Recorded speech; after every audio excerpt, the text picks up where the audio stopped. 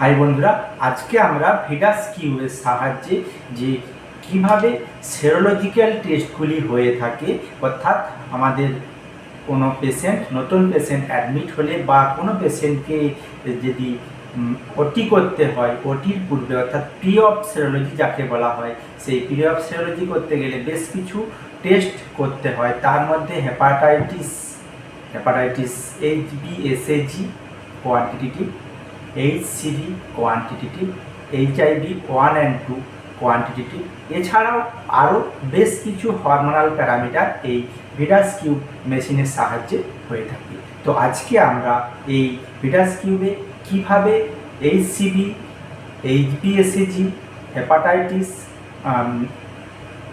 HIV 1 and 2 হয় সেটা তোমাদের প্রোগ্রামিংয়ের মাধ্যমে দেখাবো।